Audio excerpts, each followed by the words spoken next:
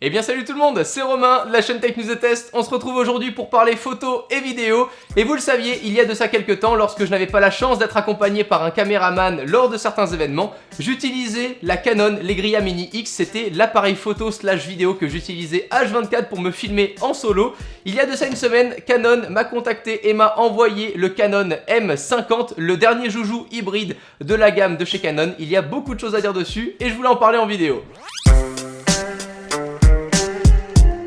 Je suis ravi de voir que Canon a sorti un nouvel hybride avec quelques nouvelles fonctionnalités dont on va parler, vous allez voir dans cette vidéo.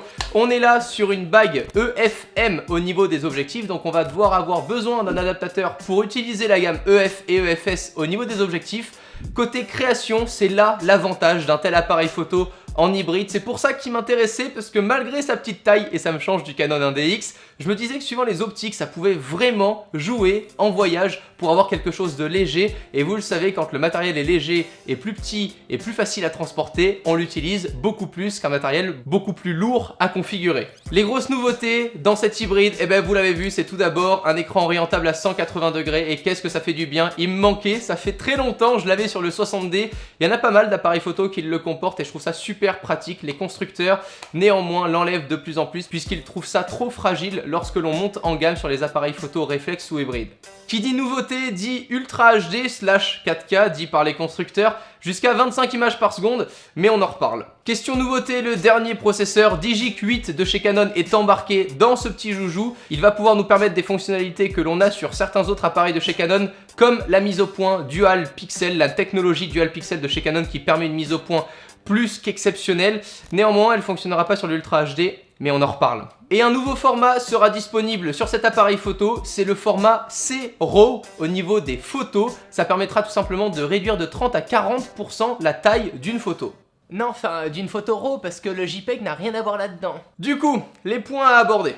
Tout d'abord, en vidéo, on a une 1080p plus que propre, tout dépendra l'objectif que vous utilisez, là aussi il jouera évidemment. Une 1080p avec une mise au point qui embarque la technologie Dual Pixel comme on l'a vu. La mise au point est juste parfaite, on n'a plus qu'à traquer sur notre écran. L'écran qui est tactile nous permettra du coup de bénéficier d'une mise au point plus qu'optimale avec la technologie Dual Pixel que j'adore utiliser sur le 5D Mark IV.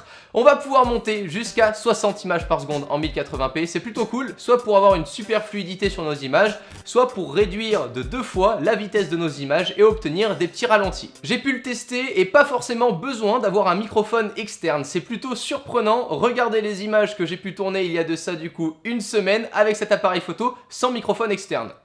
Voilà, je filme du coup actuellement en 1080p à 25 images par seconde. Je bénéficie donc d'une belle mise au point, n'est-ce pas, avec la réelle technologie que j'adore utiliser chez Canon, qui est disponible également sur l'Index Mark II que j'utilise à foison.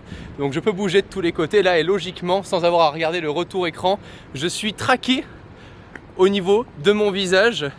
J'enregistre sans microphone externe et depuis directement ma petite main qui tient la caméra, donc j'ai même pas d'aide avec un GorillaPod ou autre. Je suis très content là du petit objectif, ça fait vraiment bien le taf.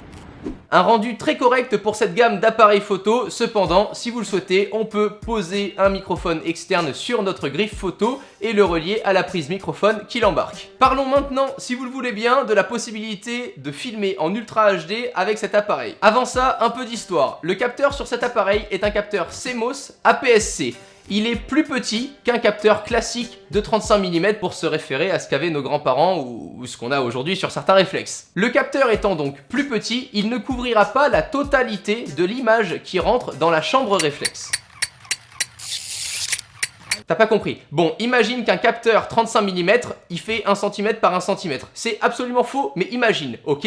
Imagine que là, le capteur est plus petit, ok? Parce que ça coûte moins cher de produire des capteurs plus petits, donc ton capteur fait 0,5 cm par 0,5 cm. Tu es donc d'accord que notre image qui rentre de notre objectif dans la chambre réflexe et qui peut couvrir 1 cm par 1 cm, lorsqu'elle va couvrir 0,5 cm par 0,5 cm, tu auras là moins d'informations puisque ton image sera croppée. C'est ce que l'on appelle le crop factor, le coefficient multiplicateur de focale.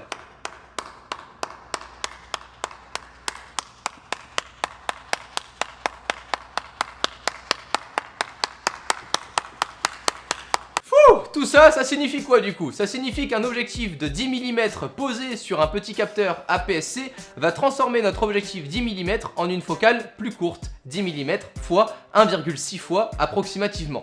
Maintenant qu'on a les bases, Canon, dans son mode Ultra HD, nous a imposé un autre crop factor de 1,56 fois le crop factor initial. Ce qui fait qu'on a deux crop factors. Le crop factor pour le petit capteur et en plus de ça, le crop factor pour avoir un mode Ultra HD. Mais c'est pas tout, parce que le crop factor il est quand même conséquent. On est là sur 1,56 fois plus 1,6 fois de base. Sauf que si on vient stabiliser notre image, elle va être encore croppée pour venir être stabilisée numériquement.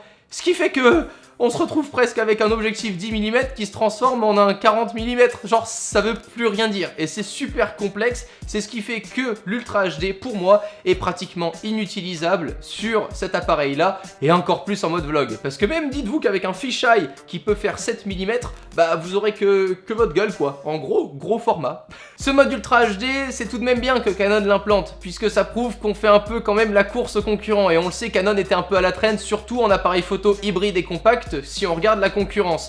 Néanmoins, on est là en plus de ça sur du 25 images secondes, ça reste gadget sur cet appareil photo, mais c'est bien qu'ils aient commencé à l'implanter sur leurs hybrides. Passons photo à présent, et le capteur qu'embarque cet appareil là est le même que sur le 80D et le M5 de chez Canon. On obtient là une sensibilité à la lumière vraiment folle, de 100 à 25600 ISO. Pour un petit appareil comme ça fait vraiment bien le taf. Et avec leur dernier processeur qui embarque le Digic-8, il va nous permettre de pouvoir faire des prises de vue en rafale jusqu'à 10 images secondes lorsque nous sommes en mise au point manuelle. Sinon, ça sera du 7 images secondes, je crois.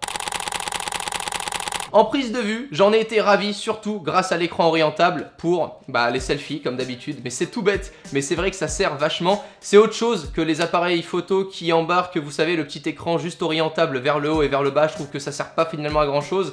Et niveau prise de vue, j'adore utiliser un écran, surtout quand je suis pas là sur un appareil photo réflexe avec un miroir. Là, malheureusement, même dans mon viseur, ça sera un écran qui sera projeté. C'est cependant super agréable d'utiliser l'œilleton lorsque nous sommes évidemment en plein soleil. On aura là un meilleur rendu que si on regarde notre écran exposé en plein soleil. Et puis pour les prises de vue, je me suis amusé du coup à orienter l'écran un peu à ras-le-sol pour pouvoir voir mes prises de vue sous différents angles. 24,1 millions de pixels, on n'en a pas parlé, mais là, pour un petit appareil photo à prendre en vacances, c'est vraiment pas négligeable. C'est une super caractéristique, ça viendra là nous permettre de faire du recadrage et de s'amuser un petit peu sur Photoshop sans dégrader notre image. En plus de ça, j'ai pu voir mes images juste après les avoir prises avec la connexion en Wi-Fi qu'embarque l'appareil. C'est plutôt cool aussi, mais attention, on parle là que des formats JPEG, pas de RAW possible à transférer vers nos appareils mobiles via la connexion sans fil. Du coup, c'est une réussite pour la prise en main sur cet appareil là. Les boutons sont cependant forcément super rapprochés. Regardez la taille de ma main comparée à l'appareil, c'est forcément différent du 5D Mark IV et de l'Index Mark II, hein. On n'est pas là sur la même gamme d'appareils photo. J'ai trouvé ce produit super agréable à utiliser et pour le coup, je pense qu'il parle vraiment là soit à une communauté débutante, soit à une communauté passionnée de photos vidéo avec un niveau confirmé pour prendre avec soi ce petit appareil là en vacances et ramener de beaux souvenirs. On oubliera la Ultra HD, vous l'aurez compris. En tout cas, pour ma part, cet appareil photo là est un régal à utiliser en 1080p 60 images secondes avec un petit stabilisateur. En plus de ça, vous allez vous éclater. 600 €, c'est son prix.